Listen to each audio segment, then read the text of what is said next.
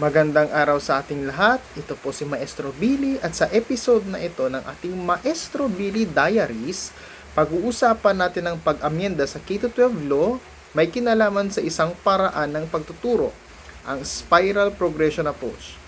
Ngunit bago yan, huwag pong kalilimutang mag-like at mag-subscribe sa ating channel para laging updated sa ating Maestro Billy Diaries.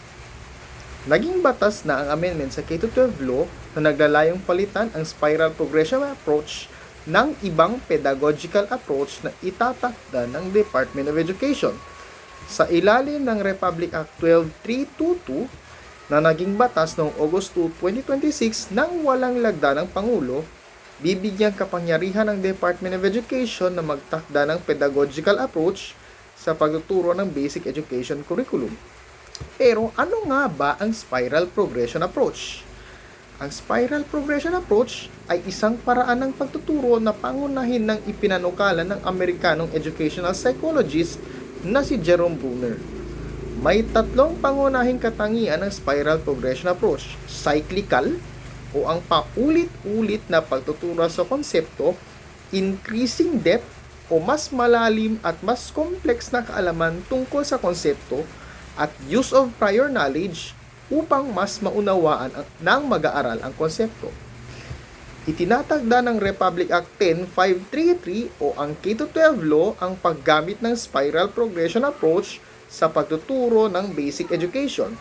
Dahil dito, nagkaroon ng malaking pagbabago sa curriculum sa iba't ibang learning area, partikular na sa mathematics at science.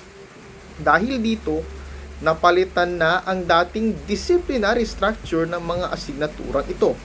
Noon, sa learning area na science, integrated science ang itinuturo sa unang taon ng high school na katumbas ng grade 7 ngayon. Biology ang itinuturo sa ikalawang taon, grade 8 ngayon. Chemistry ang itinuturo sa ikatlong taon, grade 9 ngayon. At physics ang itinuturo sa ikaapat na taon o grade 10 ngayon.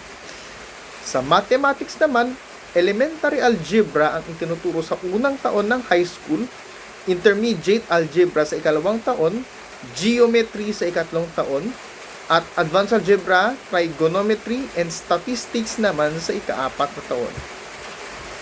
Ang implementasyon ng Spiral Progression Approach ay naging batayan na rin ng ilang mga research, lalo na sa graduate level.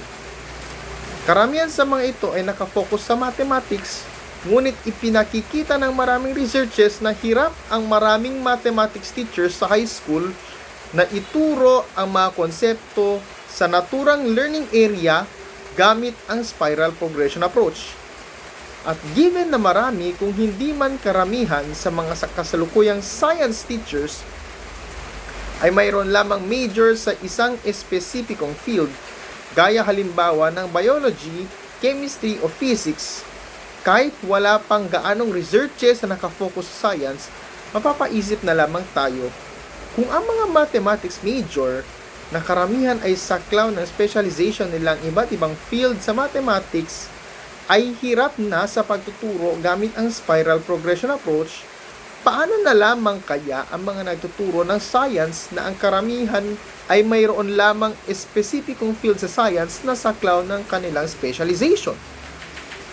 Ang pagpasa sa isang batas na magbibigay kapangyarihan sa Department of Education na magtakda ng pedagogical approach sa pagtuturo ng basic education ay simula pa lamang.